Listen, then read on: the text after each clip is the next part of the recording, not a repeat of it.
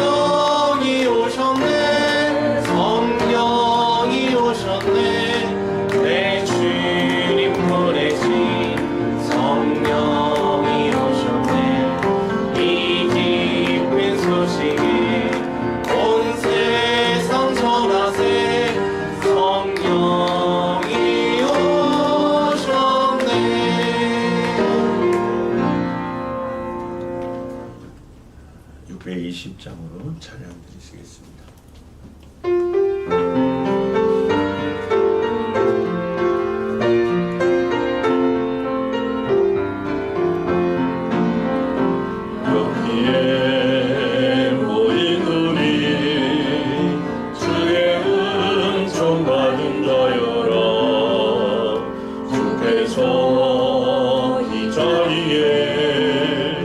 함께 계심을 나누라.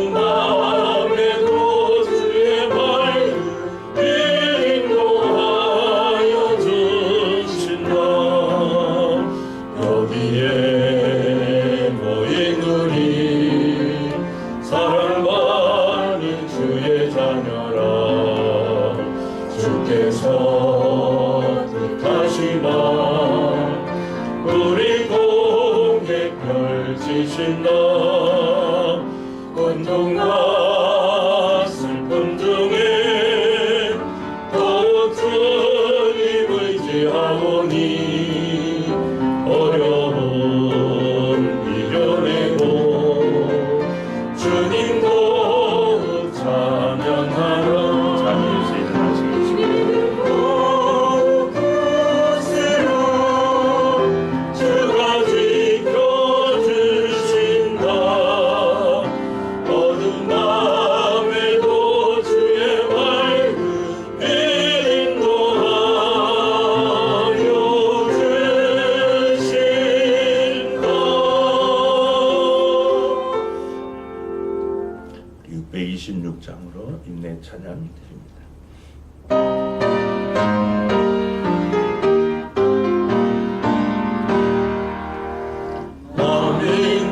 만민들아 다 경배하라.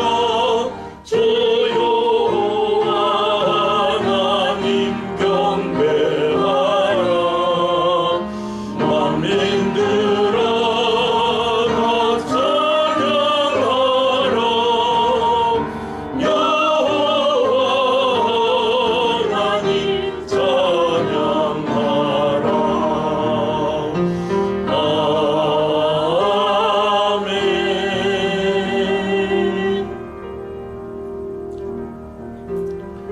여호와는 궁핍한 자의 소리를 들으시며 자기로 말미암아 갇힌 자를 멸세하지 아니하시나니 천지가 그를 찬송할 것이요 바다와 그 중에 모든 생물도 그리할지로다. 하나님이 시온을 구원하시고 유다 성읍들을 건설하시리니 무리가 거기에 살며 소유를 삼으리로다. 그의 종들의 후손이 또한 이를 상속하고 그의 이름을 사랑하는 자가 그 중에 살리로다. 하나님은 영이시니 예배하는 자가 영과 진리로 예배할지니라. 아멘. 세세무공토록 찬양과 경배 받으시게 합당하신 거룩하신 하나님 아버지, 지난 일에도 저희를 지켜주시고 주께서 정하신 복된 날 주의 전에 모여 예배로 하나님께 영광 돌리게 하시니 감사합니다. 아름답고 거룩한 것으로 예배하게 하시고 우리의 마음과 목숨과 뜻과 힘을 다해 하나님을 사랑함을 예배로 표현하고 고백하고 증명하게 하옵소서. 오늘도 우리 예배 가운데 충만하게 임하여 주시고 하나님의 영광을 나타내 주시며 예배하는 모든 성도에게 하나님의 감동과 치유와 복을 허락해 주옵소서. 그래야 하나님의 임재하심과 일하심 적극적 반응으로 화답하며 영광 돌리게 하옵소서. 안식일의 주인 되신 주 예수 그리스도의 이름으로 기원합니다. 아멘. 영광 찬송 4장과 14장으로 찬양드립니다.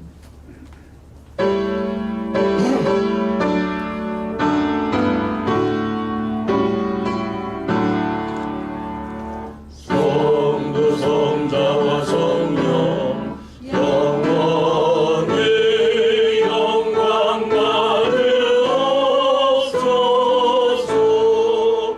태초로 지금까지 또 길이 영원 무궁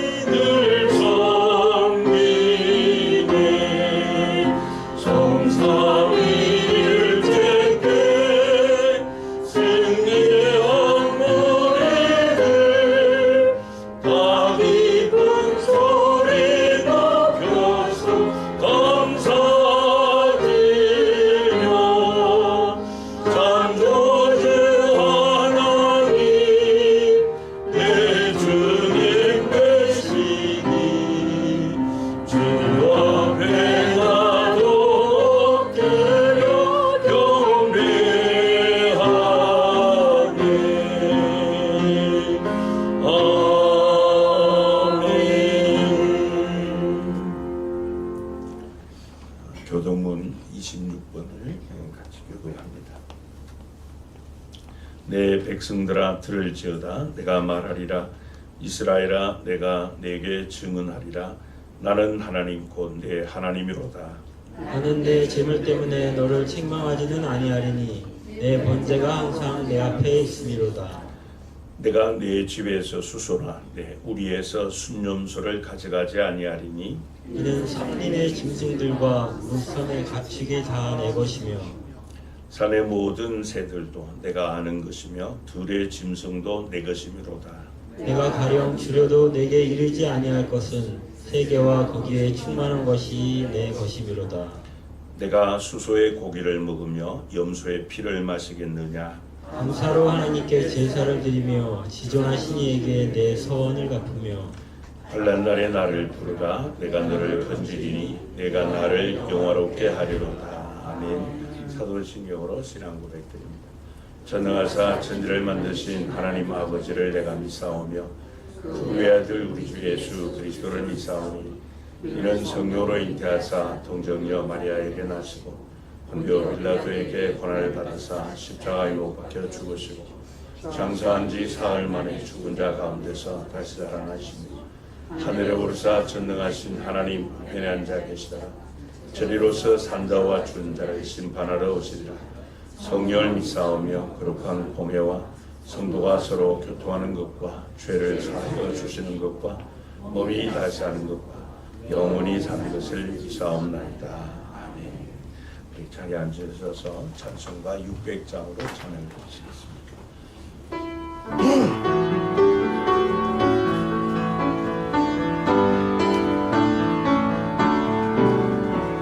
교회에 잠든 터는 우리 주 예수라. 그 귀한 말씀 위에 이 교회 세웠네. 주 예수 강림하사 빛을 여사시니 땅 위에 모든 교회 주님의 신부라. 온 세계 모든 교회 한 몸을 이루어 한 주님 섬기면서 한 믿음 가지네. 한 이름 찬송하고 한 성경 읽으며 나 같은 소망 품고 그 은혜 받도다. 땅 위의 모든 교회 주 안에 있어서 하늘의 성도들과 한 몸을 이루네. 오 주여 복을 주사 저 성도들같이 우리도 주와 함께 늘 살게 하소서. 아멘. 시문호 장로님 대표 기도 인도해 주시겠습니다.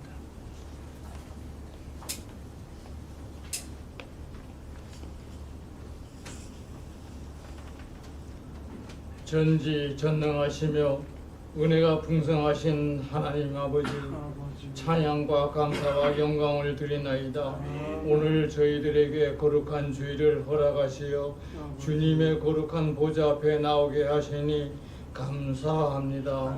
감히 주 앞에 설 수 없는 죄인들이오나 그리스도의 사제의 은총을 힘입고 나왔사오니 크신 축복과 사랑으로 함께하여 주옵소서. 하나님 아버지, 그러나 저희들은 주님의 사랑과 은혜를 깨닫지 못하고 자신의 욕심을 내세워 말씀대로 살기보다는 인간의 보잘것없는 생각대로 살아온 죄를 고백하오니 주께서 불쌍히 여기시고 깨끗이 씻어 주옵소서. 생각하는 사람은 항상 판단에 의존하지만 기도하는 사람은 언제나 하나님의 힘으로 살아가게 하옵소서. 오늘 이 예배에 함께 드리는 성도들에게 한량없는 자비를 베풀어 주옵시고 병든 자 회복되게 하옵시고 심령에 고통받은 자 치유되게 하옵소서. 또한 가정의 여러 문제와 경제적으로 고민하여 간구하는 기도를 주께서 들어주시옵고 친히 응답하여 주옵소서. 주님, 우린 독산교회가 교회의 사명을 다하게 하시고 썩어가고 어두운 이 세상에서 빛과 소금의 역할을 충분히 감당하게 하옵소서. 세우신 목사님께서 말씀 선포하실 때 주의 능력의 장중에 붙잡아 주옵소서. 또한 예배를 위해 기도하며 애쓰고 수고하는 모든 성도들과 할렐루야 성가대 찬양하는 나라가 상달될 수 있도록 크신 은혜를 허락하여 주옵소서. 끝까지 저희를 사랑하시는 예수 그리스도 이름으로 기도드렸나이다. 아멘.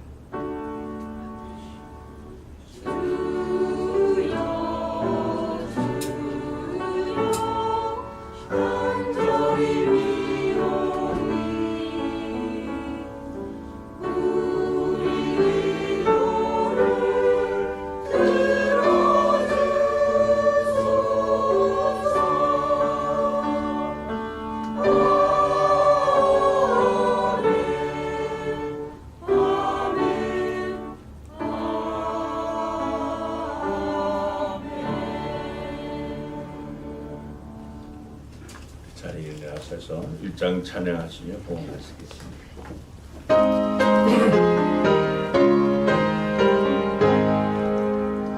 남북의 근원 하나님 온 백성 찬송 드리고 천천사여 찬송하세.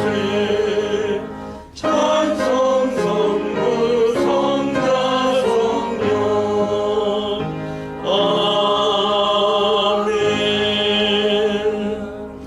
자리에 앉으셔서 봉헌기도 같이 드립니다. 우리의 생사 화복을 주저하시는 만군의 주 여호와 하나님, 우리에게 생명을 주시고 일용할 양식 주셔서 은혜 가운데 살게 하셨음을 감사합니다. 오늘 2023년 전반기 마지막 주일 예배로 하나님께 영광 돌립니다. 험악한 세파 가운데서 하나님께서 우리를 고와 같이 버려두지 아니하시고 주의 지팡이와 막대기로 안위하여 주시며 구름 기둥 불 기둥으로 인도하시고 또 불성곽이 되셔서 험한 세파 가운데서 우리를 안전하게 지키시고 인도하시고 필요한 모든 것들 공급해 주셔서 주 예수 그리스도 안에서 더 풍성한 삶을 살 수 있도록 은혜해 주심을 감사합니다. 오늘도 내게 오는 자 공수로 보이지 말라 하신 하나님의 말씀 따라 주의 전에 예배하러 나오며 예물을 준비하여 봉헌합니다. 우리의 물질만이 아니라 또 우리의 몸과 마음과 정성도 주 앞에 연락되기를 간절히 소원합니다. 하나님의 것을 구별하며 얻은 것 가운데 주의 약속의 말씀을 따라 11주 예물을 드립니다. 약속이 있는 예물 드림처럼 하나님의 약속 가운데 더 큰 믿음으로 살 수 있도록 은혜를 다하여 주옵소서. 우리 성도들에게 먼저 영원히 잘 되는 믿음의 복을 주시고 범사가 영통하며 영육간의 강건함을 더하여 주옵소서. 우리 교회를 통하여 하나님께서 이루고자 하시는 하나님의 비전 성취를 위하여 믿음으로 비전 씨앗 헌금과 전도 기원금을 드립니다.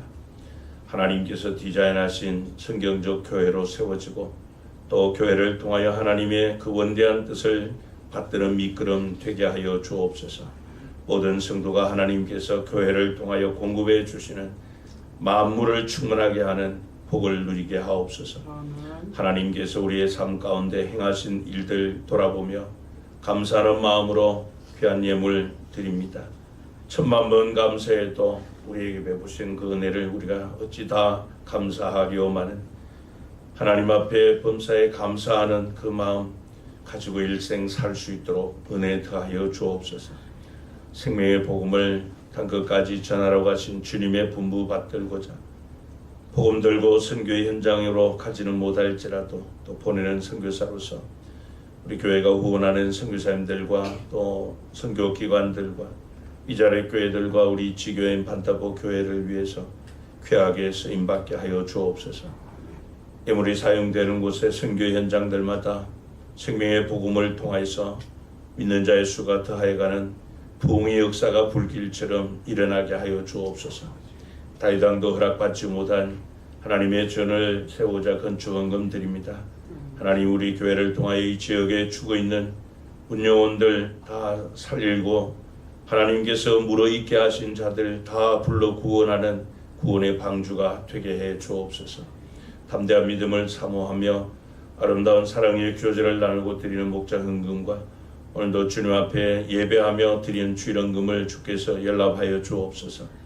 주님을 경외하는 그 마음, 또 주를 향한 온전한 믿음 가지고 또 어려운 역경에서도 역전시키는 그런 능력으로 살게 하여 주옵소서. 우리 성도들이 경영하는 산업에 복을 주시고 특별히 병약한 자들 주님의 치유의 광선 허락하여 주시며 또 어려운 문제로 눈물을 흘리며 기도하는 성도님들의 간구에 응답하시고 그 모든 한숨과 염려와 걱정이 감사로 하나님을 영원하게 하는 찬양의 입술이 될 수 있도록 하나님 새일을 행하여 주옵소서.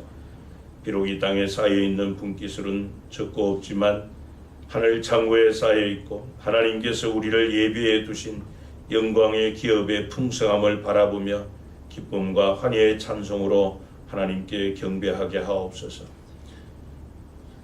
이 예물이 사용되는 곳마다 하나님의 영광이 더 높이 드러나기를 간절히 소원합니다. 오늘도 일에 헌신하는 일꾼들, 또 예물 관리하는 재정부원들, 하나님께서 주신 교회 세움을 위해 주신 달란트들을 통하여 섬기는 성도님들의 사랑의 수고와 섬김을 일일이 기억하여 주시고 하늘의 미랄들 땅에 떨어져 썩어짐으로 30배, 60배, 100배의 결실을 맺게 하옵소서. 오늘도 하나님의 거룩한 날 맞이하였으나 하나님 앞에 예배하러 나지 못한 우리 성도들 기억하여 주시고 또 여러 곳에 흩어져 있는 성도들 하나님의 날을 예배로 하나님께 경배할 수 있도록 예배 신앙을 세워 주옵소서. 외국에 나가 있는 우리 성도님들 기억하시고 악의 세력들 조금도 틈타지 못하도록 하나님께서 늘 안보하여 주옵소서. 나라에 부름받고 복무 중에 있는 우리 자녀들에게 늘 안전하게 지켜주시고 강건함을 더하여 주옵소서. 우리에게 온갖 좋은 은사와 온전한 선물로 채워주신 주 예수 그리스도의 이름으로 기도하옵나이다. 아멘. 하나님 말씀 신약 성경 에베소서 제2장 11절부터 22절 말씀을 한 절씩 교독하시겠습니다. 에베소서 제2장 11절부터 마지막 22절까지 우리 한 절씩 교독합니다. 제가 먼저 읽습니다. 그러므로 생각하라. 너희는 그때에 육체로는 이방인이요 손으로 육체에 행한 할례를 받은 무리라 칭하는 자들로부터 할례를 받지 않은 무리라 칭함을 받는 자들이라. 그때 너희는 그리스도 밖에 있었고 이스라엘 나라 밖의 사람이라. 약속의 언약들에 대하여는 외인이요 세상에서 소망이 없고 하나님도 없는 자이더니 이제는 전에 멀리 있던 너희가 그리스도 예수 안에서 그리스도의 피로 가까워졌느니라. 그는 우리의 화평이신지라. 불로 하나를 만드사 원수된 것 곧 중간에 막힌 담을 자유육체로 하시고 법 조문으로 된 계명의 율법을 폐하셨으니 이는 이 둘로 자기 안에서 한 새 사람을 지어 화평하게 하시고 또 십자가로 이 둘을 한 몸으로 하나님과 화목하려 하게 하십니다. 원수된 것을 십자가로 소멸하시고 또 오셔서 먼 데 있는 너희에게 평안을 전하시고 가까운 데 있는 자들에게 평안을 전하셨으니 이는 그로 말미암아 우리들이 한 성령 안에서 아버지께 나아감을 얻게 하려 하심이라.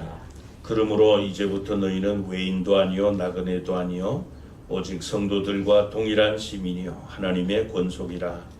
너희는 사도들과 선지자들의 터 위에 세우심을 입은 자라. 그리스도 예수께서 친히 모퉁이 돌이 되셨느니라. 그의 안에서 건물마다 서로 연결하여 주 안에서 성전이 되어가고 너희도 성령 안에서 하나님이 거하실 처소가 되기 위하여 그리스도 예수 안에서 함께 지어져 가느니라. 아멘. 할렐루야 찬양대 찬양으로 하나님께 영광.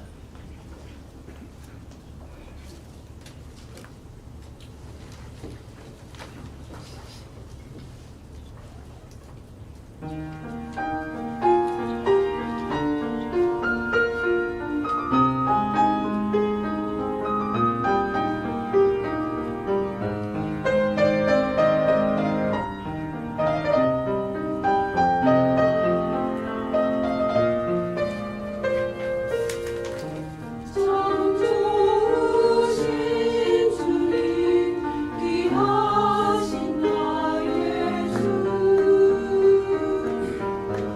늘 가까이 계시니 나 두려움 없네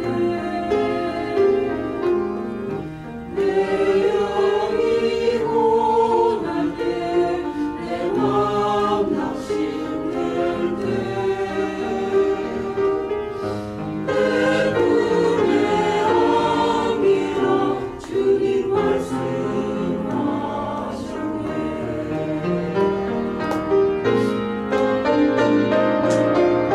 광야 같은 세상 주만 의지하며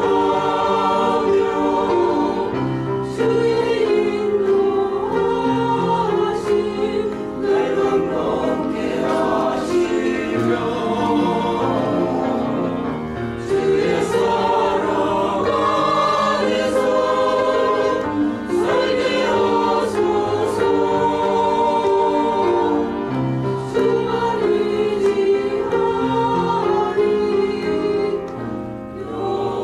영원토록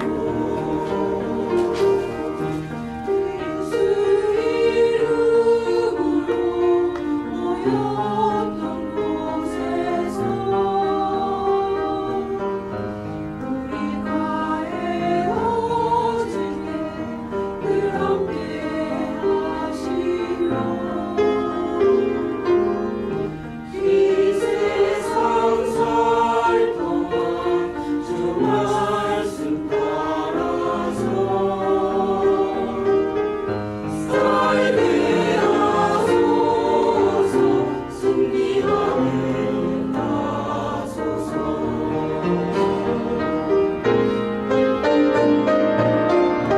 광야 같은 세상 주만 의지하며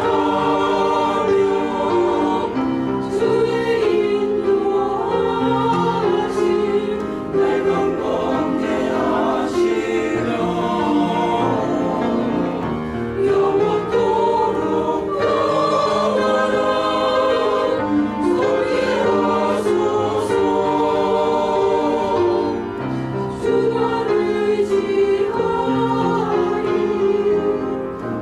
영원토록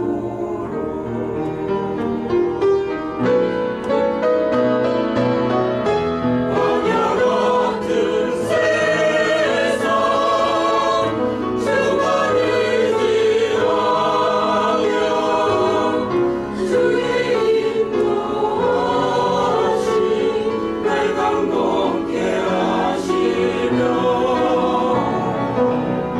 주의 사랑 안에서 살게 하소서 주만 의지하리 영원토록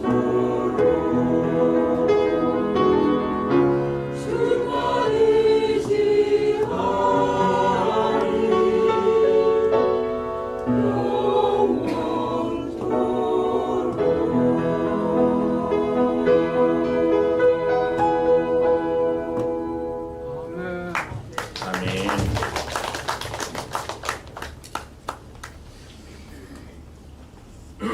잠시 기도 드리시고 말씀 나누도록 하겠습니다. 고마우신 우리 하나님, 독생자 예수 그리스도 통하여 우리의 영원한 생명을 주시고 구원 이후에 고와 같이 버려두지 아니하시고 광야 같은 험한 세파 가운데 출애굽한 이스라엘 백성에게 구름 기둥으로 불 기둥으로 임만을 하여 주셨듯이 세상 끝날까지 우리와 항상 함께 하시며 우리의 걸음을 인도하시고 우리를 보호해 주시고 필요한 모든 것들 공급해 주심으로 하나님께서 우리를 부르신 부름의 소망을 위하여 살아갈 수 있도록 보혜사 성령님께서 주장해 주시니 감사합니다.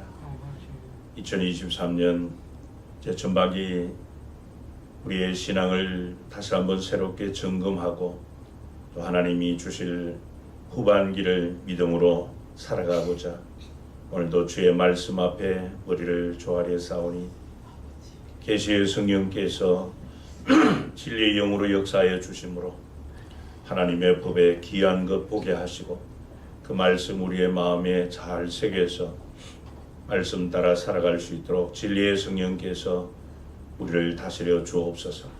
주 예수 그리스도의 이름으로 기도하옵나이다. 아멘. 올해 전반기 마지막 주일입니다. 6월은 오순절 성령 축제의 달로 보내는데요. 오늘은 마지막 주일입니다. 그래서 오늘은 교회는 성령의 전입니다라는 말씀을 제목으로 말씀을 나누고자 합니다. 예수님께서 요한복음 2장 19절에 이런 말씀을 하십니다. 우리 한번 같이 읽습니다. 시작. 너희가 이 성전을 헐라 내가 사흘 동안에 일으키리라. 여기 보면 예수님께서 성전을 헐으라 그렇게 말씀을 하시죠. 그러면은 내가 3일 만에 그 성전을 다시 짓겠다 그렇게 말씀을 하세요. 이 성전은 46년 동안 지은 그런 성전이잖아요. 근데 성전을 헐면은 내가 3일 만에 건축을 완공하겠다 그런 의미로 하신 말씀이 아닌 것이 분명하죠. 예수님께서 십자가에 달려 돌아가셨다가 부활하심으로 말미암아 세우신 그 성전은 바로 구원받은 성도들로 구성된 주님의 교회를 말합니다. 그래서 고린도후서 6장 16절에 보면은 우리는 살아계신 하나님의 성전이라 그렇게 말씀을 했어요. 그렇기 때문에 예수님께서 이 성전을 헐라 내가 사흘 만에 세우리라 하신 그 성전은 분명 건물이 아님이 맞습니다. 예수 그리스도의 십자가 죽음을 통해서 또 성령의 거듭나게 하심을 따라 구원받은 성도들로 구성된 그 공동체 그것을 교회 혹은 성전이라 그렇게 말씀을 합니다. 근데 하나님께서는 그렇게 구원받고 또 공동체를 구성하고 있는 그 교회에 또 그 성도들의 모임 가운데 당신의 거처를 삼으셨다 그런 의미이죠. 예수님도 마태복음 18장 20절에서 두세 사람이 내 이름으로 모인 곳에는 나도 그들 중에 있느니라 그렇게 말씀을 하셨습니다. 그러니까 교회에 또 성령께서도 마찬가지로 교회 안에서 살아 역사하시고 그러니까 결국 이 교회라고 하는 것은 성부 성자 성령 삼위일체 하나님이 거하시는 하나님의 성전 하나님의 집이라고 하는 의미입니다. 그래서 우리는 그 교회에서 하나님을 만나고 또 하나님을 예배하고 하나님과 교제하고 합니다. 근데 오늘 본문 말씀은 이 교회와 하나님과의 이 관계를 확증해 주는 그런 진리의 말씀인데요. 사도 바울은 에베소서 1장부터 2장 10절에서 우리 개개인들의 이 구원에 관한 이 구원의 진리를 말씀을 했습니다. 그리고 그 구원받은 성도들로 구성된 교회에 관련되는 진리의 말씀을 이야기하고 있는데요. 먼저 사도 바울은 원수 관계였던 이런 이방인들과 유대인들이 어떻게 해서 이렇게 새로운 공동체인 교회가 될 수 있었는가 하는 것을 말씀을 하고 그리고 그 교회의 기초가 무엇이고 또 교회에 어떻게 하나님이 거하시는 그 교회가 처소로 이렇게 지어져 가는가, 자라가게 되는가 하는 원리들을 말씀을 하고 있습니다. 먼저 여기 보면은 교회는 하나님을 섬기는 새로운 공동체라고 말씀을 합니다. 오늘 본문 11절에 보면은 그러므로 생각하라 너희는 그때에, 여기서 말하는 너희는 이방인들이고 그때는 예수를 믿기 이전에 이 교회 공동체가 되기 이전을 말합니다. 그때의 육체로는 이방인이요 손으로 육체에 행한 할례를 받은 무리라 칭하는 자들로부터, 이들은 유대인들이죠. 할례를 받지 않은 무리라 칭함을 받는 자들이라 그렇게 말씀을 합니다. 그러니까 이 서신의 수신자들인 에베소 교회 성도들, 즉 오늘 우리 그리스도인들을 말합니다. 우리는 원래 이 할례 받지 않은 하나님의 언약과 아무런 관계가 없는 이방인들입니다. 그래서 이 유대인들의 경멸 대상이었죠. 그런데 예수 그리스도를 믿고 구원받음으로 인해서 하나님의 자녀가 되었습니다. 근데 우리는 자꾸 이 신앙생활을 오래 하다 보면은 일반적으로 사람들이 그렇듯이 자신의 과거를 자꾸 잊어버립니다. 올챙이 시절을 쉽게 잊어버리기 쉬운데, 그래서 바울은 이 에베소 교회 성도들, 오늘 우리 그리스도인들에게 너희가 예수 믿고 구원받기 이전에 과거에 얼마나 비참한 사람들이었는가, 그것을 상기시켜 주고 있습니다. 그래서 12절에 보면요, 그때에 그러죠. 여기서 말하는 그때도 마찬가지로 우리가 예수를 믿기 이전에를 말합니다. 그리스도 밖에 있을 때 그 말이죠. 너희는 그리스도 밖에 있었고 이스라엘 나라 밖의 사람이라 약속의 언약들에 대하여는 외인이요 세상에서 소망이 없고 하나님도 없는 자이더니 그래요. 과거에 우리가 예수 믿기 이전에 얼마나 비참한 인생이었는가 하는 것을 5가지로 말씀을 합니다. 첫째는 그리스도 밖에 있었다, 이렇게 묘사하고 있어요. 그러니까 그리스도와 이 관계되는 그 어떠한 것도 혜택을 받을 수 있는 자가 아니었다는 거죠. 구원도 없고 약속도 없고 생명도 없고 평안도 없고. 그러니까 여러분, 이방인들의 그 모든 불행의 근본은 바로 그리스도가 없는 데서부터 비롯되는데, 바로 그 중심에 있는 자들이 우리였다 그렇게 말씀을 하고 있어요. 두 번째는 이스라엘 나라 밖의 사람들이라 하는 것이죠. 여러분, 이스라엘은 하나님이 선택한 민족입니다. 하나님이 통치하시고 다스리시는 하나님의 법과 질서가 유지되는 그런 나라인데, 그런데 우리는 바로 이 불법과 포악과 어둠의 세력, 이 악한 사탄이 지배하는 그 어둠의 세력, 그 어두운 나라에서 마귀의 종살이하고 죄의 종살이하던 흑암의 나라에 거하던 자들이었다는 겁니다. 그 다음 세 번째가 약속의 언약들에 대해서는 외인이었다, 그렇게 말씀을.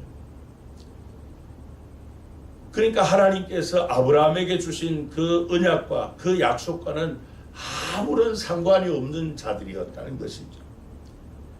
그리스도를 통한 속죄의 언약과는 아무런 관련이 없었던 자들이었다는 겁니다. 그 다음 네 번째, 우리의 과거의 비참한 신세가 소망이 없는 자들이었다. 세상에서 소망이 없는 자들이었다.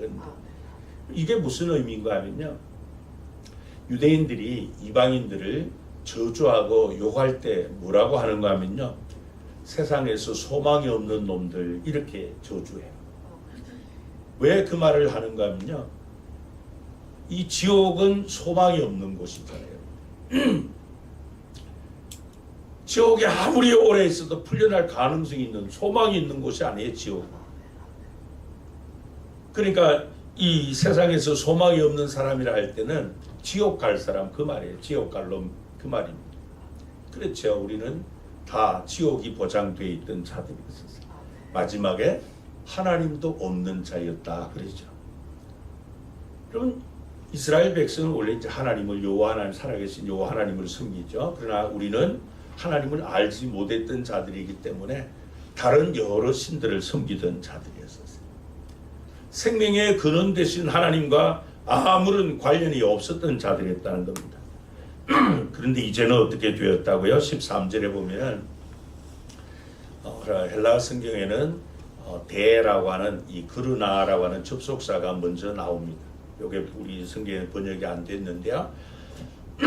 그러나 이제는 그렇게 말씀. 전에 멀리 있던 너희가 그리스도 예수 안에서 그리스도의 피로 어떻게 되었다고요? 가까워졌느니라. 그렇게 말씀해요. 우리가 예수 그리스도의 십자가 그 보혈을 믿음으로 말미암아 우리의 그 모든 죄를 다 사함받고 하나님의 자녀가 되었습니다. 하나님과 원수요 또 하나님의 자녀 그 선민 유대인들과 원수 관계에 있던 이방인들이 예수 그리스도 안에서 한 형제 자매가 되었다. 그렇게 말씀해요. 그러면 어떻게 해서 그런 일이 일어날 수 있었는가?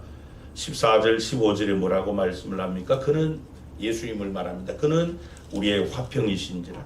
둘로 원수 관계에 있던 유대인과 이방인들 이 둘로 하나를 만드사 원수된 것 곧 중간에 막힌 담을 자기 육체로 거시고 법조문으로 된 계명의 율법을 폐하셨으니 이는 이 둘로 자기 안에서 한 세 사람을 지어 화평하게 하시고 그랬죠. 예수님이 화목제물로 이 땅에 오셨습니다. 그분은 우리의 이 화평이십니다. 그래서 이 유대인과 이방인 사이에 하나님과 우리 사이에 가로막힌 이 담을 십자가에서 당신의 육체로 다 허무시고 법조문들 다 지우고 둘을 하나로 만드셨다. 그렇게 말씀해요. 여러분 이 하나님과 우리 인간 사이도 마찬가지고 유대인들과 이방인 사이에도 마찬가지로 도저히 이방인으로서 넘어갈 수 없는 높은 담이 있습니다. 우리 인간이 도저히 거룩하신 하나님께로 나갈 수 없는 이런 높은 담이 있다는 거예요. 여러분 유대인과 이방인 사이에 높은 담은 여러 가지 담이 있어요. 첫 번째는 할례의 담이라고 하는 것입니다. 여러분 할례가 무엇입니까? 할례는 하나님의 언약 백성이라고 하는 징표요 표식입니다. 그래서 유대인들은 할례를 통해서 이 할례 없는 이방인들을 사람 취급을 하지 않는 거예요. 두 번째는 이 율법이라고 하는 담입니다. 이것은 인간으로서 도저히 넘을 수 없는 가장 높은 벽이에요. 그래서 예루살렘 성전에는 그 성전 뜰에 이제 유대인들의 뜰과 이방인들의 뜰과 여인들의 뜰 이렇게 나누어져 있잖아요. 유대인 뜰하고 이방인 뜰 사이에 그 높은 담이 약 한 1.5m 정도 되는 담이 있었어요.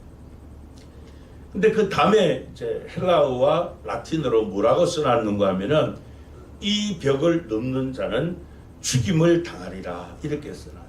그러니까 절대 넘어서는 안 되는 벽이라는 것이죠.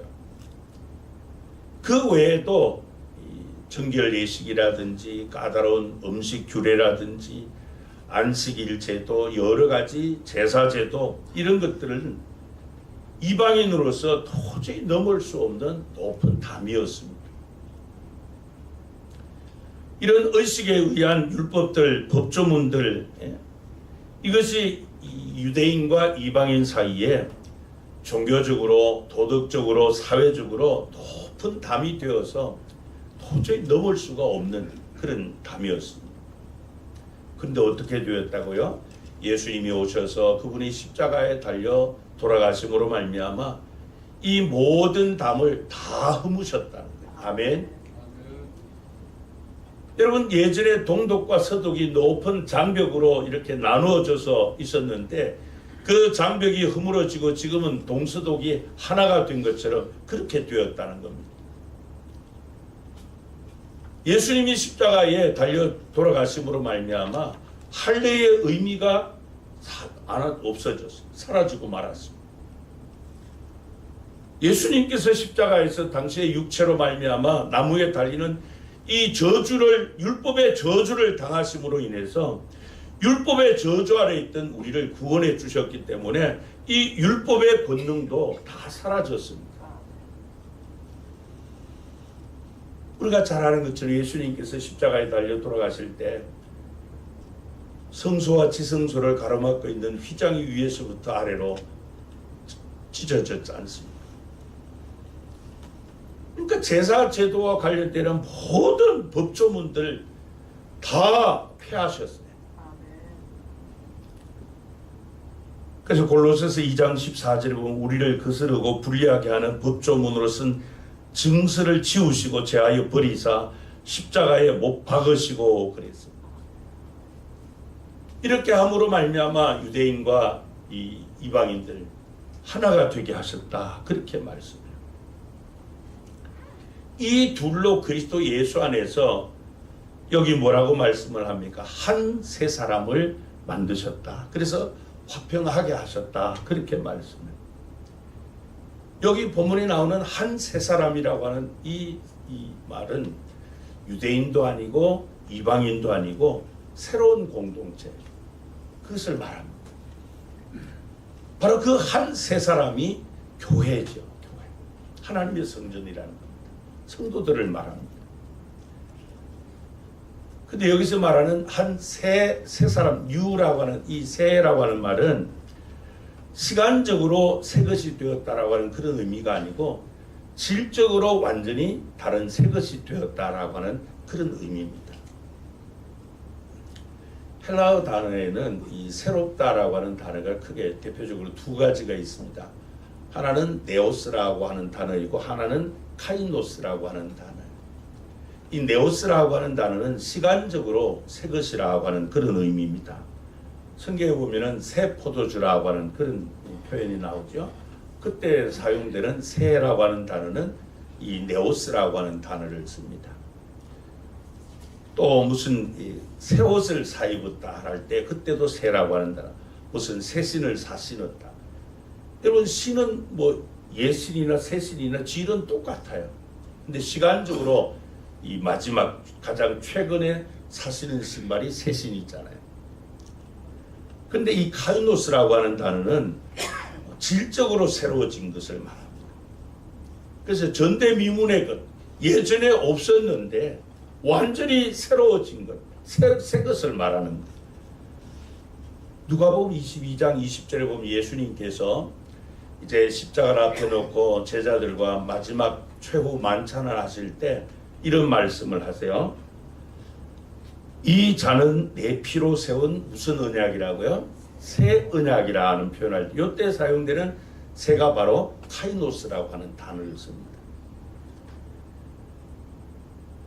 그러니까 내용과 질이 완전히 새로운 것, 이전에는 없었는데 완전히 새로워진 것, 그것을 말합니다. 그러니까 우리가 그리스도 예수 안에서 새 사람으로 지음을 받았다 하는 것은 질적으로 완전히 새로운 사람이 되었다는 그런 의미예요.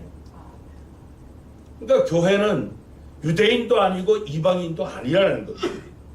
완전한 새로운 공동체를 말하는 거예요. 그래서 바울이 우리가 잘 아는 이 고린도후서 5장 17절에 하는 말씀이 뭐야? 그런즉 누구든지 그리스도 예수 안에 있으면 무슨 피조물이라고요? 카이노스, 이 완전히 질적으로 완전히 새로운 사람이라는 것. 그러니까 그리스도 예수 안에서 새롭게 태어난 사람, 그가 바로 오늘 본문에 나오는 한 세 사람이라 이렇게 묘사하고 있어요. 그러면은 이 둘을 한 세 사람으로 한 몸으로 이렇게 만든 목적이 무엇인가 하는 것을 16절이 말씀을 합니다. 또 십자가로 이 둘을 한 몸으로 하나님과 화목하게 하려 하심이라 원수된 것을 십자가로 소멸하셨다 이렇게 말씀하죠. 한 세 사람들을 그리스도를 머리로 한 한 몸이 되게 하신 목적, 하나님과 화목하게 하시기 위해서, 하나님과 원수관계에 있던 우리를 화목하게 하시기 위해서 그렇게 하셨다 그렇게 말씀을 하고 있어요. 그 일을 위해서 그 원수관계, 그 높은 담을 예수님께서 당신의 육체로 다 십자가에서 소멸시키셨다. 그리고 하나님과 화목하게 하셨고 유대인들과 이방인들이 하나가 되게 하셨다. 그렇게 말씀해요. 그리고 17절 18절에 보면요, 예수님이 오셔서 먼 데 있는 자들, 이들은 이방인들을 말합니다. 이방인들에게 평화의 복음을 전하셨고 가까운 데 있는 자들, 유대인들에게도 이 평화의 복음을 전하셨다. 그렇게 말씀을 하고 있어요. 왜요? 한 성령으로 말미암아 아버지 하나님께 나아갈 수 있도록 하시기 위해서라. 그렇게 말씀을 하죠. 그렇습니다. 여러분, 교회는 하나님을 섬기는 새로운 사람들, 한 세 사람이 새로운 공동체입니다. 그 교회는 예배를 통하여 하나님을 만나고 하나님을 경배하고, 교회는 하나님의 임재를 통하여 하나님과 화평을 누리고, 그 하나님과 친밀한 교제를 누리고, 하나님께서 공급하시는 은혜를 시어받고, 완전히 새로운 생명 공동체가 교회라고 하는 것입니다. 그래서 19절에 하나님 이렇게 표현하죠. 그러므로 이제 결론적으로 말씀을 합니다. 이제부터 너희는 외인도 아니요 나그네도 아니요 오직 성도들과 같은 시민이요 하나님의 권속이라. 그렇게 말씀합니다. 이제 우리는 그리스도 밖에 있는 자들이 아니라는 겁니다. 그리스도 안에 있는 자들, 그리스도와 관련되어 있는 자가 되었다는 것이죠. 하나님을 섬기는 거룩한 무리, 성도가 되었다. 그리고 우리는 같은 천국 시민이다. 그리고 마지막으로 하나님의 권속이다라고 하는 것은 하나님의 가족이다라고 하는 말씀. 여러분, 우리가 하나님의 가족이라고 하는 의미는 하나님의 이 사랑과 보호와 관심과 공급하심을 받는 그런 하나님의 가족이 되었고, 또 하나님 나라를 상속받을 수 있는 상속자가 되었다라고 하는 그런 의미예요. 그러므로 여러분, 우리는 교회에는 예수 그리스도 안에서 더는 담이 없어야 되는 거예요. 왜냐하면 예수님이 십자가에서 담을 다 사라지게 하셨기 때문에. 그런데도 만약 이 교회 공동체 안에서 어떤 지역에 담을 쌓는다든지 무슨 학벌 이런 것으로 담을 쌓는다든지 뭐 이런 것이 있다면 그것은 하나님 앞에 오히려 이 예수님의 십자가의 죽음을 무의미하게 하는 죄악을 행하는 것입니다. 왜냐하면 예수님께서는 이 둘을 한 세 사람이 되게 하셨어요. 완전 새로운 공동체가 되게 하셨기 때문에 그렇습니다. 우리는 그 구원의 은혜를 하나님 앞에 감사하며 더욱더 찬양할 수 있기를 바랍니다. 두 번째로 이 교회는 사도들과 선지자들의 터 위에 세워진 교회다. 그렇게 말씀을 해요. 여기 20절에 보면은 너희는 사도들과 선지자들의 터 위에 세우심을 입은 자라 그리스도 예수께서 친히 모퉁이 돌이 되셨느니라. 그렇게 말씀을 해요. 교회는 이 사도들과 선지자들의 터 위에 세워졌다. 그렇게 말씀을 하는데, 그러면은 이 사도들과 선지자들의 터라고 하는 것이 무엇을 의미하는가 하는 궁금증이 생기잖아요. 여기에 대해서 장 칼뱅은 사도들은 신약 성경을 의미하고 선지자들은 구약 성경을 의미한다. 이렇게 해석을 해요. 이 복음주의 신학자들이 대부분 여기에 동의하는데요. 그러니까 이 교회는 바로 이 성경 진리 위에 세워졌다 하는 그런 의미입니다. 교회는 이 성경의 권위 위에 세워져 있고, 그리고 교회는 성경의 권위 아래에 존재한다 하는 그런 의미인데요. 여러분, 이게 중요해요. 왜냐하면 이게 이제 로만 캐톨릭 이 천주교하고 기독교의 가장 큰 차이점이라고 할 수 있어요. 이 로만 캐톨릭 이 천주교의 성경관은 어떤 성경관을 가지고 있는가 하면요, 이 성경은 교회가 이것들이 성경이다, 이렇게 결정했기 때문에 성경이라고 하는 것이 이 천주교의 성경관이에요. 무슨 말인가 하면 교회가 성경을 결정할 권한을 가지고 있다, 그런 의미거든요. 근데 이 교회의 권위가 성경의 권위보다 높게 돼 있어요. 근데 그 교회의 권위가 뭐냐 할 때에 이 천주교에서는 교황을 말합니다. 왜냐하면 교황이 베드로의 사도권을 계승받았다, 그들은 그렇게 인정하거든요.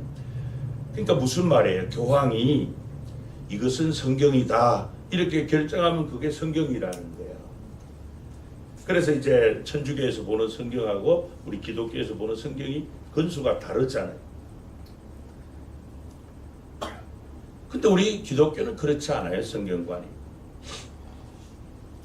여러분, 이 기독교의 성경관은 교회가 이 정경으로 결정했기 때문에 그게 성경이 아니라는, 성경 그 자체가 하나님의 말씀이기 때문에 성경인 거예요.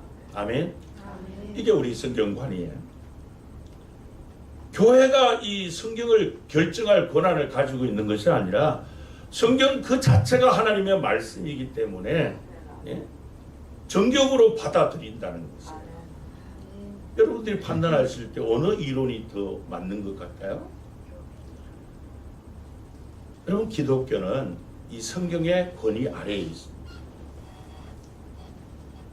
교회는 이 예수 믿는 사람들보다 성경의 권위가 더 절대적이라는 거예요.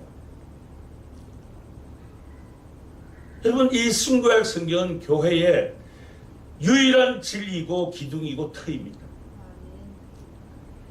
그래서 교회의 모든 권위는 성경으로부터 나옵니다.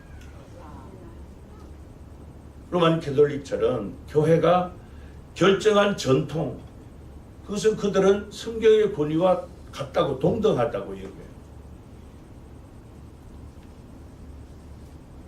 여러분, 우리의 신앙은 성경의 권위 아래에 있어야 됩니다. 성경의 권위가 우리의 신앙의 바탕이 되어야 되지만은 그 권위 아래에 있어야 되는 거죠. 그렇지 않고 나의 신앙을 어떤 철학이나 사상이나 이런 것들에 두게 되면은 성경은 무너짐이 심하니라 그렇게 묘사하고 있죠. 늘 우리의 신앙도 그렇고 교회도 그렇고 철저하게 이 하나님의 말씀, 성경의 진리 위에 세워져야 된다는 거죠. 그러면서 또 교회는, 우리의 신앙은 성경의 권위 아래 있어야 된다라고 하는 겁니다. 여러분, 그렇기 때문에 우리의 신앙은 늘 성경으로 돌아가자. Back to the Bible. 이게 우리 신앙관이어야 돼요. 여러분, 종교개혁 운동이 무슨 운동입니까? 중세시대의 교회가 성경으로부터 너무 멀리 나간 거예요. 멀어집니다. 그것을 성경으로 돌아오게 한 운동이 종교개혁 운동입니다. 근데 여러분, 이 교회는 이렇게 이제 예수 믿고 구원받은 한 세 사람으로서 거룩한 성도가 되었고 하나님의 가족이 되었어요. 근데 이 교회를 이루고 있는 저와 여러분들 신분상으로는 거룩한 이 성도의 세트, 이 거룩한 자들. 그러나 아직 우리는 지어져 가고 있다고 성경은 표현했죠. 완전히 도달한 자가 아니고 올라가고 있는 중이라는, 자라나고 있는 중이라는. 그렇기 때문에 우리는 진리에서 멀어질 수도 있어요. 잘못된 신앙관을 가지고 이 벽길로 갈 수도 있기 때문에, 그래서 늘 우리가 관심을 가져야 되는 것이 내가 지금 신앙생활하는 것이 성경과 일치하는가? 성경은 뭐라고 말씀을 하는가?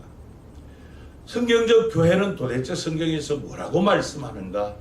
이것을 늘 우리는 성경을 통해서 살펴야 됩니다. 여러분, 이 성경의 주제가 무엇입니까? 구약은 오실 메시아에 대한 말씀입니다. 신약은 오실 메시아, 성취된 메시아 그리스도에 대해서. 그 성경의 주제가 그리스도예요. 그렇기 때문에 여러분, 우리가 이 성경으로 돌아간다라고 하는 것은 결국은 예수 그리스도, 모퉁이 돌 되시는 예수 그리스도께로 가는 것이에요. 여기 뭐라고 말씀을 했어요? 본문 20절에 그리스도 예수께서 친히 모퉁이 돌이 되셨느니라 그렇게 말씀을 하죠. 여러분, 요즘은 이 건축하면 막 그냥 시멘트로 지어 부어 가지고 별로 이 모퉁이 돌의 역할이 거의 없어요. 보면은 그냥 기초 파가지고 기초 다지고 거기에 그냥 그 부집해 가지고 이렇게 시멘트 지어 붓기 때문에 기초 돌의 의미가 이 현대식 건물에는 별 의미가 없어요. 근데 우리가 중세 시대나 아니면 교회 시대의 건물들을 보면 반드시 이 기초석이 있습니다. 모퉁이 돌이 있어요. 그걸 거기에다 이제 중심으로 해서 벽을 돌들을 쌓고 기둥을 세우고 하는 것을 그런 보게 되는데요. 아직도 우리가 이 성지에 가보면 그런 유물들이 많이 남아 있지 않습니까? 이 모퉁이 돌이 하는 역할은 건축가가 어떤 건물을 세울 때 이 모퉁이 돌을 기초로 해서 거기서부터 이제 돌을 쌓기 시작하면 출발을 합니다. 건축을 시작할 때. 그렇기 때문에 이 모퉁이 돌은 그 건축물의 건물을 짓는 기준이에요. 중심이 출발이면서.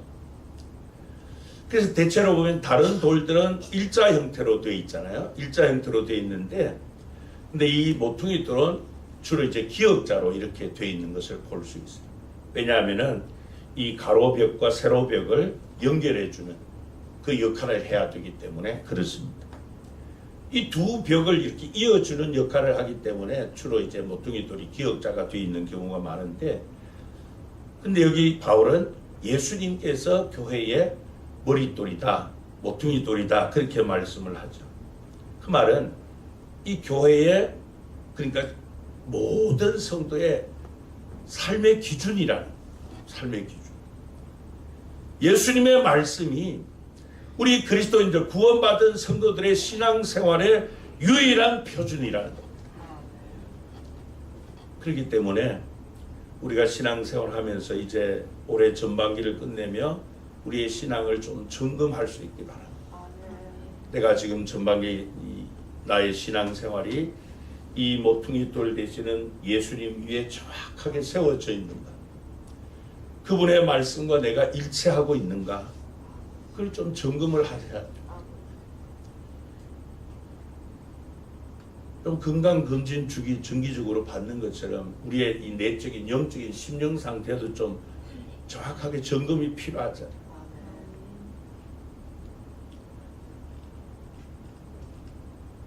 이 모퉁이 돌을 시작해서 이제 건물이 시작되고 올라가듯이 우리의 신앙생활도 이 모퉁이 돌 되시는 예수님, 그분의 말씀이 언제나 중심이 되고 기초가 되어서 그렇게 자라가야 되는 겁니다. 그렇지 않고 만약에 조금이라도 이 삐뚤어지기 시작하면 그 위에 계속 돌들을, 벽돌을 쌓으면 결국 그 건물은 무너지고 말 것입니다. 그래서 우리의 신앙을, 또 우리 교회가 언제나 모퉁이 되시는 그 주님의 말씀에 기초해서 그렇게 세워져 가야 돼요. 11장 1절에 말씀을 합니다. 내가 그리스도를 본받는 자가 된 것 같이 너희는 나를 본받는 자가 되라. 그렇게 말씀을 하죠. 여러분, 바울은 언제나 기초가, 중심이 예수 그리스도였습니다. 모든 것의 중심이 예수 그리스도였습니다. 그렇다고 바울이 완벽한 자가 됐기 때문에 나를 본받으라 하는 것이 아니에요. 너희들의 신앙의 기초를, 언제나 기준을 예수 그리스도께 두라는 거예요. 여러분, 과연 2023년 전반기 저와 여러분들의 신앙이 얼마나 이 모퉁이 돌 되시는 주님과 일치되는 그런 신앙생활을 지금 하고 계시는지 좀 점검할 수 있기 바랍니다. 세 번째는 이 바울은 교회는 성령이 거하시는 전이다, 성전이다 하는 말씀을 합니다. 사도 바울은 앞에서 이 교회를 지을 터와 모퉁이 돌에 대해서 말씀을 했어요. 그 교회를 지을 터는 사도들과 선지자들의 터라 그렇게 말씀을 했죠. 신구야 성경 말씀이다 그렇게 이야기했어요. 이 모퉁이 돌은 사도들과 선지자들이 증언한 예수 그리스도, 성경의 중심이신 그분이 모퉁이 돌이다 그렇게 말씀을 했죠. 그래서 사도 바울이 고린도전서 3장 11절에 말씀을 합니다. 이 닦아둔 것 외에 능히 다른 터를 닦아둘 자가 없으니 이 터는 누구라고요? 예수 그리스도라 그렇게 말씀을 해요. 그리고는 이 터에 세울 교회에 대해서 말씀을 하는데요. 오늘 보면 21절 22절을 봅니다. 그의 안에서 건물마다 서로 연결하여 주 안에서 무엇이 되어가고요? 성전이 되어가고 너희도 성령 안에서 하나님이 거하실 처소가 되기 위하여 그리스도 예수 안에서 함께 어떻게 해요? 지어져 가느니라 이렇게 표현해요. 이 구절에서 우리가 좀 주목해야 될 표현들이 나옵니다. 주 안에서 성전이 되어가고 그랬어요. 그리고 그리스도 예수 안에서 함께 지어져 가느니라 이렇게 말씀을 하고 있어요. 자, 하나님 예수 그리스도의 진리의 말씀, 성경 말씀이 터가 되어 있고 예수님이 모퉁이 돌이 되어 있고 우리 그리스도인들은 그 모퉁이 돌을 시작으로 중심으로 세워져 가야 될 한 장 한 장의 벽돌들이라고 그렇게 이야기할 수 있어요. 이 돌들은 모퉁이 돌이 기준이 되어서 중심이 되어서 그 모퉁이 돌과 이렇게 연결이 되어서 지어져 갈 때 이제 하나의 건물이 된다는 것이죠. 이 건물들이 서로 연결해서 하나의 큰 성전을 이루게 되는데 우리가 구약 성전을 이 솔로몬 성전이라 그러면 주로 이제 우리가 생각할 때는 성소와 지성소 이 둘로 구성되어 있는 것으로 주로 이제 이 성전을 이해하는 경우가 많아요. 근데 여러분 성경에 보면은 이 솔로몬이 성전을 지을 때 성소와 지성소만 지은 게 아니에요. 거기 보면 낭실도 있고 골방도 있고 제사장들의 방도 있고 또 제물을 넣어놓는 곳간도 있고 이 전부를 통틀어서 성전이라 그렇게 말을 합니다. 그러니까 여러분 우리 이 작은 골방 그게 예를 들면은 뭐 우리 구역이 모이는 목장 모임도 될 수 있을 것이고 또 세계 교회를 하나의 교회로 볼 때는 이 지역 교회 로컬 처치들 이 지역 교회들이 골방 역할을 할 수도 있을 것이고 예? 그리고 수많은 이런 교회가 예수 그리스도 안에서 지어져 가므로 하나의 교회 그것을 이루게 된다는 것이죠. 그래서 예수 믿는 모든 성도 또 모든 교회 모든 교파 예수를 주로 고백하고 구원자로 믿는 메시아로 믿는 그분 안에서 모두가 성전이 되어가고 있다 이렇게 묘사하고 있어요. 곧 거룩하신 하나님의 처소다 처소가 되어가고 있다 그렇게 말씀하죠. 여러분 성전이 못하는 것입니다. 성전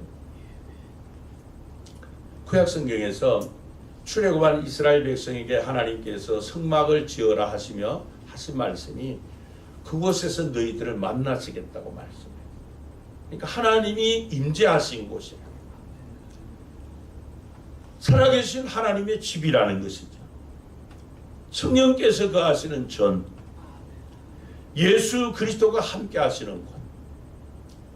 그래서 구약에서는 이것은 성전 그 이전에 회막, 성막 뭐 이렇게 표현을 하잖아요. 하나님을 만나는 하나님이 임재하신 곳, 거룩하신 하나님이 계시는 곳.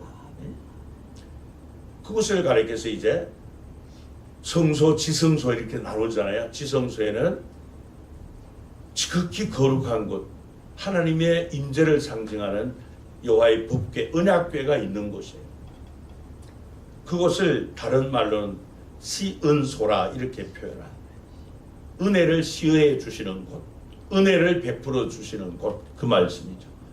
그러니까 죄를 범한 사람이 속죄 제물, 희생의 제물의 피를 가지고 그 제단에 뿌림으로 죄 사함의 은혜를 시의해 주시는 곳이다. 그런 의미입니다. 그래서 그곳에 예배가 있고 하나님과의 만남이 있고 교제가 있고 은혜가 있습니다. 그렇기 때문에 여러분 우리가 하나님의 교회로서 한 세 사람으로 지원받은 교회로서 과연 나의 예배 신앙이 얼마나 하나님 앞에 바르게 세워져 있는가? 예배를 통하여 나는 하나님과의 이 만남을 경험하는가? 그곳에서 하나님은 우리에게 말씀해 주시고 그곳에서 우리의 기도를 들으시고 그곳에서 우리에게 은혜를 베풀어 주십니다. 근데 과연 내가 얼마만큼 교회 중심을 통해 신앙을 통해서 내 예배 신앙이 살아있는가? 또 전방에 나의 기도 신앙은 어떠했는가?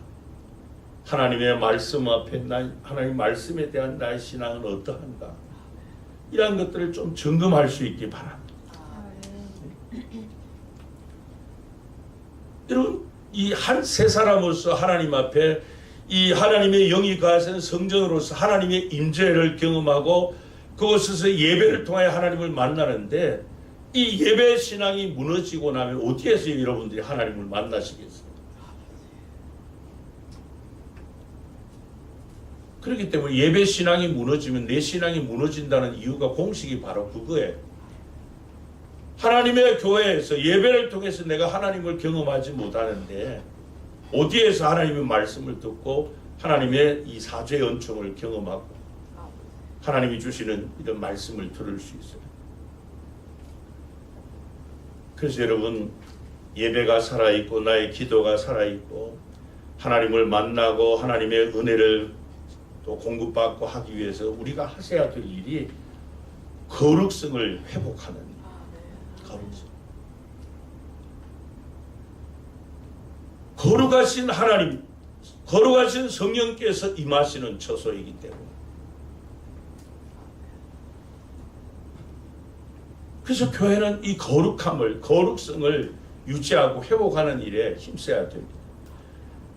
고린도전서 3장 17절에 보면요, 누구든지 하나님의 성전을 더럽히면 하나님이 그 사람을 어떻게 하신다고요? 멸하시리라고 해서 무슨 말씀이죠? 그렇다면 앞에 나오는 이 성전을 더럽힌다는 의미가 뭘까요? 예수님 당시처럼 뭐 성전 안에서 장사하는 게 이런 것입니까? 결국은 우리 심령, 우리 하나님이 영이 거하시는 우리 거룩한 성전인 우리가 이 거룩하신 성전 우리를 더럽히는 것. 예배를 통해 하나님을 만나야 되는데 거룩하신 하나님을 만나고 그분의 사죄의 은총을 받고 공급하시는 은혜를 공급받고 해야 되는데 이게 무너지는 거예요. 결국은 내 예배 신앙을 무너뜨리는 것은 결국은 하나님의 성전을 더럽히는 격이나 마찬가지예요. 하나님의 성전은 거룩하니 너희도 거룩하라. 근데 뭘로 이 거룩해집니까? 디모데전서 4장 5절에 보면은 하나님의 말씀과 기도로 거룩하여짐이라 그랬습니다. 근데 여기 특이하게 아까도 말씀드린 것처럼 지어져 가느니라 그렇게 표현하고 있죠.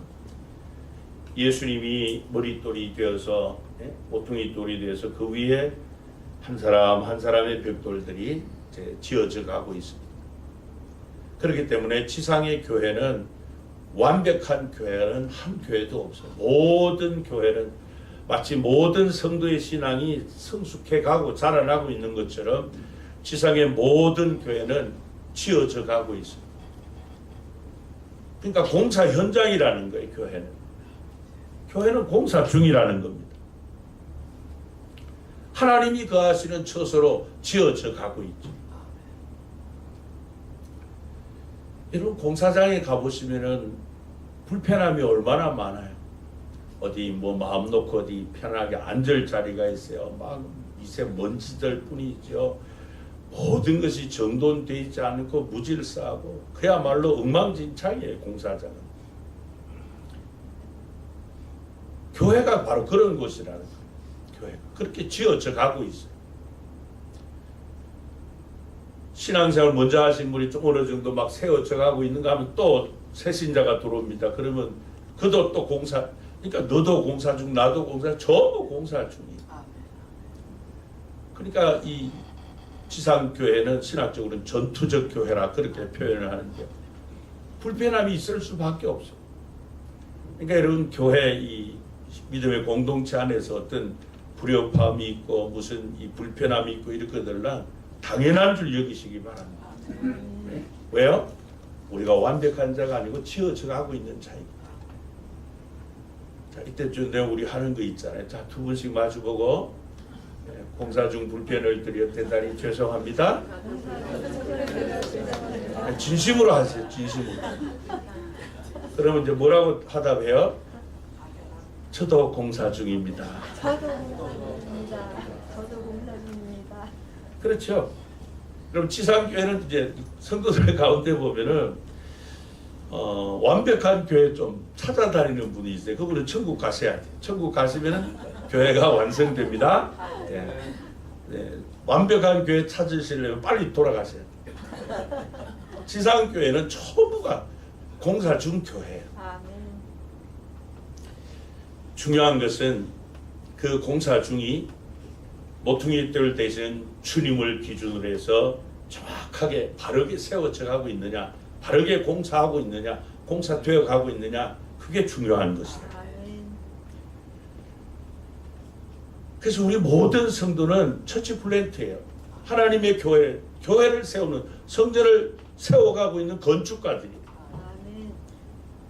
그래서 올해 이 전반기 이 마지막 주일에 우리 각자 성도들의 신앙도 점검해보고 우리 교회도 과연 이 성경에서 말하는 교회와 어느 정도로 일치되어가 세워져 가고 있는가 이런 것들을 점검하면서 그 교회 통해서 하나님을 경험하고 하나님을 예배하고 하나님의 사죄의 은총을 경험하고 또 하나님이 주시는 이러한 은혜와 복을 누리면서 주님의 영광스러운 교회와 함께 우리의 신앙도 성숙해 가기를 바랍니다. 기도하시겠습니다. 하나님 아버지, 그렇습니다. 우리는 그리스도 밖에 있을 때 아무런 소망이 없는 자들이었고 언약의 후손도 아니었고 하나님도 알지 못하던 그야말로 하나님과 원수 관계에 있던 자들이었습니다. 그런 우리를 하나님께서 독생자 예수 그리스도를 화목제물로 또 속죄제물로 이 땅에 보내주셔서 우리가 받아야 될 그 저주의 죽음을 십자가에서 당하심으로 그 사실을 믿는 우리에게 모든 죄를 도말해 주시고 또 하나님과 우리 사이에 막가로 막힌 그 높은 모든 담을 또 불리하게 작용하는 법조문들을 다 제거하시고 허무셔서 거룩하신 하나님과 화목하게 하시고 하나가 되게 하시고 또 그를 믿는 그리스도인들이 하나 한 세 사람이 되게 하여 주셨으니 감사합니다. 그리스도를 머리로 한 한 몸 공동체로서 예수 그리스도 진리의 말씀을 우리의 모퉁이 돌로 삼아 그 위에 나의 신앙을 반듯하게 바르게 세워가게 하시고 우리 교회를 바르게 성경적으로 세워가게 하여 주옵소서. 그래 그 교회를 통하여 하나님의 임재를 경험하고 사죄의 은총을 경험하고 말씀하시는 하나님의 음성을 듣고 베풀어 주시는 하나님의 은혜와 복을 누리게 하여 주옵소서. 그래서 우리 모든 성도가 주님의 말씀을 기준으로 중심으로 온전한 신앙인으로 온전한 교회로 세워져서 하나님이 베푸시고 또 하고자 하시는 그 원대한 뜻을 받들며 함께 은혜와 복을 누리며 신앙이 성숙해 갈 수 있도록 은총 베풀어 주옵소서. 주 예수 그리스도의 이름으로 기도하옵나이다. 아멘. 찬송가 188장으로 찬양하시겠습니다.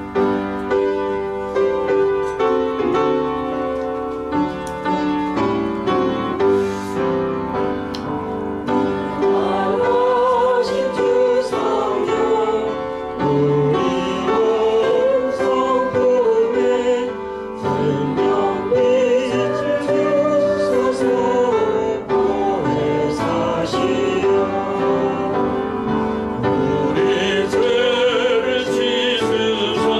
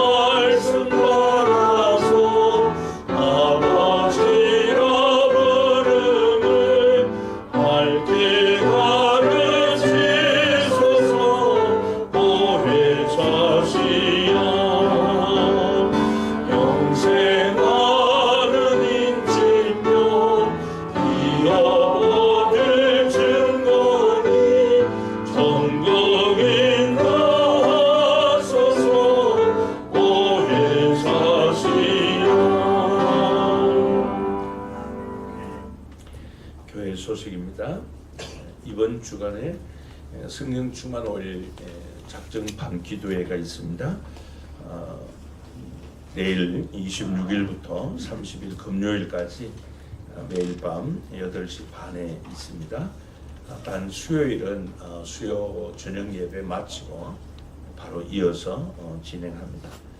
모든 성도님은 이 성령 충만함을 위해서 많이 참석하시고 기도해 하시길 바랍니다. 7월 월삭 새벽 기도회 이번 주 토요일이 7월 1일 시작됩니다. 5시 새벽 5시에 있습니다. 새로운 한 달 기도로 시작하시기 바랍니다. 그리고 다음 주일은 맥주 감사절임과 동시에 성령 강림절입니다. 초실절이라고 하죠. 우리 영혼의 첫 수확 태신자 초청에서 함께 예배할 수 있도록 해주시고요. 또 아울러 구원의 은혜 감사하는 마음으로 맥주 감사운동도 정성껏 준비하여 구원하시기 바랍니다. 또 6월 강단 곧 장식으로 선교로 주신 분들께 감사드립니다. 앞뒤 좌에 있는 분들과 함께 인사 나누며 축복합니다. 성령 충만하세요. 성령 충만으로 충만하세요. 충만으로 충만하세요. 다 같이 일어나셔서 사명스러움을 크게 선포하시고 가송찬송 359장 1절을 힘차게 부릅니다. 우리는 시작. 우리는 함께 열정으로 예배하고 사랑으로 교제하고 믿음으로 전도하고 열심으로 훈련하고 기쁨으로 사역한다. 아멘.